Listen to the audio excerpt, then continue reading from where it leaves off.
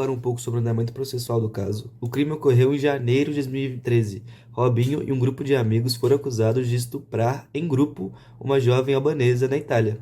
A investigação e o andamento duraram 4 anos, até que em novembro de 2017 veio a primeira condenação. Robinho deveria cumprir uma pena de 9 anos. Em outubro de 2020, Robinho foi anunciado como reforço no Santos. Mas após uma forte pressão dos torcedores e dos patrocinadores do clube, o clube voltou atrás, antes mesmo que ele pudesse a oportunidade de estrear. Foi só em janeiro de 2022 que se esgotaram todos os recursos possíveis e Robinho deveria iniciar imediatamente o cumprimento da pena. O problema é que ele não estava mais em território italiano, e sim no Brasil, e a nossa Constituição não permite extradição de brasileiros para cumprir pena em outros países. Então, em fevereiro de 2023, a Itália pediu ao governo brasileiro que homologasse a decisão do nosso tribunal, permitindo que o Robinho fosse preso aqui pelo crime cometido lá. Somente em março de 2024 que o caso finalmente foi julgado pelo STJ. O STJ então determinou o início imediato da execução da pena no Brasil. E a gente pode observar que o caso demorou muito. Isso devido à estratégia de defesa do Robinho, que muitas vezes foi pedindo recursos apenas para postergar o cumprimento da pena. Isso foi, como a gente pode dizer, dando barrigadas no caso para que ele se estendesse durante o tempo. Que trata sobre a transferência de execução do Robinho para cumprimento da pena na Itália. E, de início, é plausível observar que foram feitas algumas alegações por parte da defesa, principalmente quanto à violação do princípio do devido processo legal e uma alegação inicial de que não haveria sentença com trânsito em julgado para a devida transferência da execução da pena. Contudo, não é o que se verifica no presente caso, principalmente de acordo com a fundamentação apresentada no referido acordo. Então, a transferência de execução da pena ela está prevista no artigo 100 da Lei 13.445 de 2017, em que prevê alguns requisitos para a transferência de execução da pena em outro país, no exterior. E essa transferência, ela tem que seguir rigorosamente esses requisitos. Então, são apresentados 5 critérios, sendo que a pessoa precisa ser nacional ou ter vínculo com o Brasil, residência habitual no Brasil, deve ter trânsito em julgado da sentença, não pode ter duração inferior a 1 ano, o restante do cumprimento da pena, ou o início, ou a pena em total, não pode ser inferior a 1 ano. Se for inferior, não tem como proceder com a transferência da execução.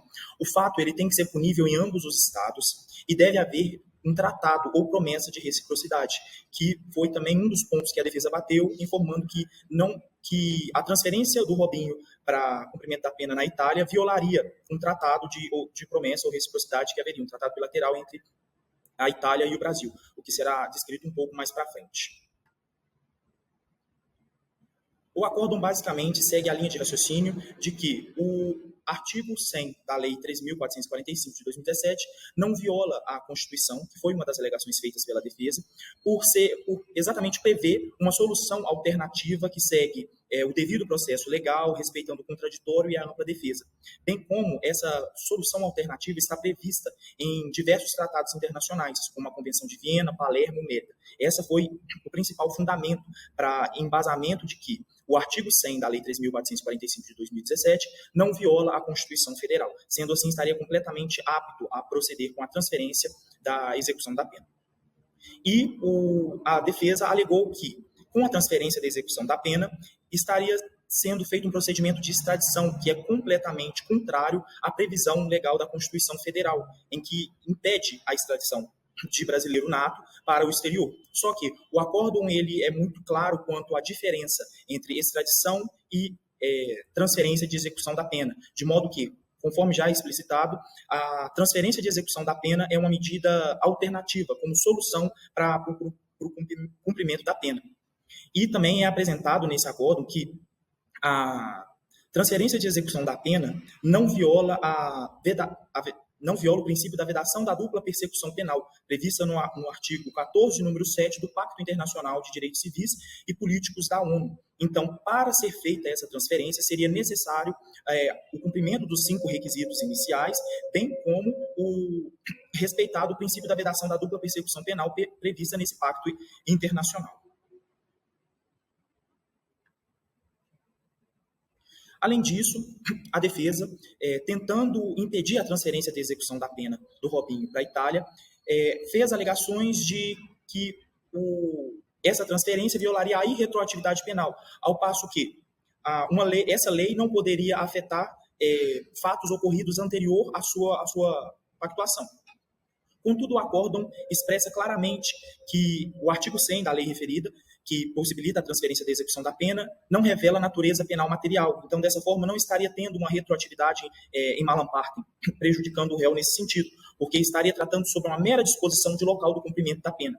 O acórdão ainda cita a Lei 11.671, de 2008, que versa sobre a transferência de presos. Ele utiliza essa legislação exatamente para mostrar que muitos presos passaram para uma prisão de segurança máxima, foram transferidos mesmo após, mesmo tendo feito o crime antes do firmamento dessa lei. E também suscita aqui nesse acordo o princípio da extraterritorialidade prevista no Código Penal, que possibilita o cumprimento da pena, o início ou o prosseguimento da pena no exterior. Ainda também traz o artigo 42 do Código Penal, onde há a previsão do cumprimento da pena no exterior. Então, o acórdão fundamentou a decisão de modo que sustentou que a determinação de transferência da execução da pena para a Itália é completamente constitucional e não estaria sendo retroativa, porque não caracteriza uma norma de natureza penal material.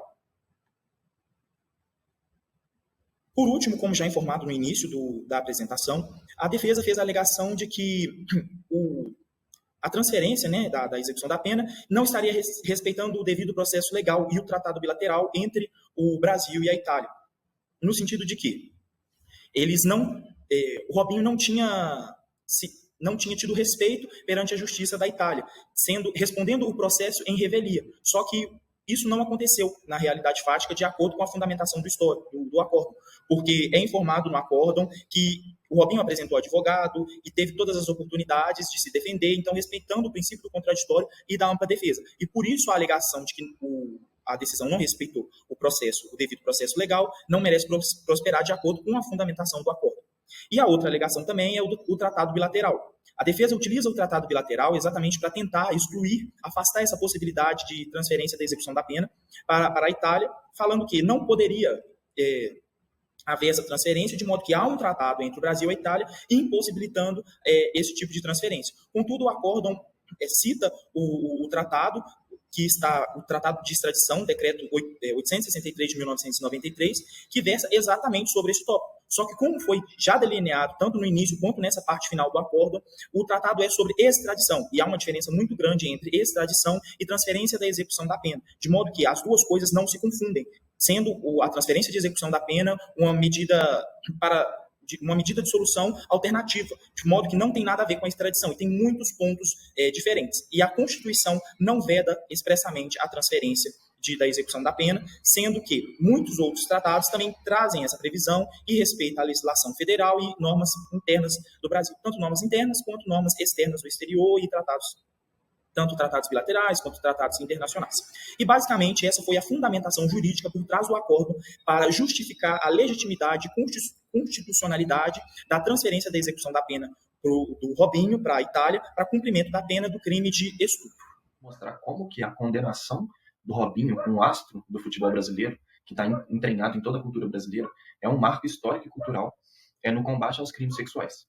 É sabido que a população brasileira, como um todo, ao longo da história, ela é muito conservadora e ela tem um processo de estigmatizar muitos crimes sexuais, ao ponto de, durante muitos anos, eles terem sido negligenciados e trazendo uma certa aura, uma sensação de impunidade àqueles que realizavam crimes sexuais tão violentos como foi o caso do Robinho, no caso de estupro.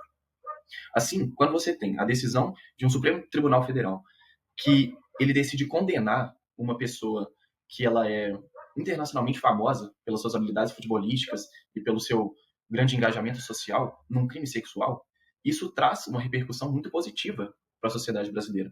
É perceptível que, com isso, os crimes sexuais que antes eram negligenciados e que até certo ponto toleráveis, eles não vão ser mais. É muito importante ressaltar que a participação popular, o apelo popular midiático nas ruas, que exigiam a condenação do Robinho em sua última instância, marca essa evolução cultural como um todo. Você percebe que, antigamente, isso acontecia de forma reiterada, muitas pessoas cometeram esses crimes sexuais, mas não tinha esse apelo popular suficiente para pressionar os órgãos de justiça a condenar alguém que realize esse tipo de crime hediondo. Então, eu gostaria de ressaltar que, sendo Robinho um personagem muito importante na história brasileira por ter jogado em time de renome, principalmente na seleção brasileira. Quando você vê um jogador desse nível, que tem sempre uma certa áurea de impunidade trazida das pessoas famosas em posições sociais elevadas e com dinheiro, sendo punidas mesmo assim pelos crimes que cometeram, você, um cidadão comum da sociedade brasileira, vai repensar 2 vezes antes de cometer um crime sexual como esse. Então, eu destaco novamente qual é a importância da decisão proferida pelo STF em decidir condenar um Robinho mediante ao apelo popular, juntamente com a crítica midiática, que faz com que a sociedade brasileira se eleve cada vez mais num patamar cultural. Assim, é através dessa decisão do Robinho em que muitas pessoas que sofreram violências sexuais reiteradas vezes ao longo da vida sintam ao menos um respaldo, um senso de justiça, mesmo que não seja no caso próprio delas, mas em um caso em que eles conseguem vislumbrar um futuro cada vez melhor para as pessoas que são vítimas desses crimes, ao ponto de que ao longo do tempo a gente consiga diminuir a incidência desses crimes sexuais por causa de uma decisão que vai trazer uma repercussão positiva para todo o Brasil. Como visto anteriormente, esse caso provavelmente vai ter muitas consequências, haja vista que é uma decisão não tão comum do ponto de vista jurisprudencial. Primeiramente, eu acho importante ressaltar alguns pontos sociais que esse caso trará como consequência. Primeiro, apesar de não se tratar do acordo em si, mas o caso Robinho gerou toda uma repercussão social e essa impunidade que muitos brasileiros tinham, que acabavam se escondendo atrás do inciso do artigo 5º, que dizia que o brasileiro não pode ser extraditado de maneira alguma, fica claro que essa barreira caiu e o mais importante, eu acho que a impunidade contra essas grandes personalidades que sempre acham que estão acima de tudo e que nunca vão ser punidos pelos seus atos, não vão pagar o preço. Eu acho que é muito interessante essa discussão toda do Robinho, que com certeza, se não fosse Robinho, talvez não teria tido a mesma velocidade, a mesma repercussão para o caso ser concluído. Mas é um caso que provavelmente vai ter influência sobre os próximos casos desse tipo. A relação do caso com a sociedade, eu acho é importante ressaltar que, primeiramente, crime sexual, qualquer decisão sobre crime sexual, principalmente em relação de pessoas famosas, sempre é algo que gera muitas novas situações. E esse caso, por ser um caso que foi crescendo ao longo do tempo, tanto que quando o Robinho jogou no Atlético Mineiro em 2016, 2017, não era tão comentado, nunca foi falado, mas com o passar do tempo, com as decisões sendo desfavoráveis ao jogador, só foi aumentando. E também a questão do próprio crime sexual, que ao longo do tempo esse discurso em desfavor do crime sexual, a questão, toda a valorização desse sentido na, na figura da mulher, acabou causando uma repugnação maior a esse tipo de caso, uma recusa social maior ainda. Então, e uma decisão dessa só fortalece essa luta que é muito justa. Então, provavelmente esse caso, o caso em si, apesar da decisão não se tratar, mas a consequência do jogador cumprir a pena dentro do solo brasileiro é uma vitória muito grande para essa luta, que é muito importante, que vem ganhando cada vez mais força. Agora, do ponto de vista um pouco mais técnico, um pouco mais formal, a gente pode olhar para as relações diplomáticas brasileiras, que agora provavelmente vão mudar.